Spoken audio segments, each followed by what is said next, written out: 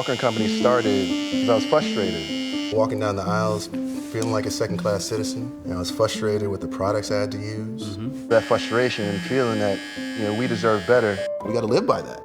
We're only getting started.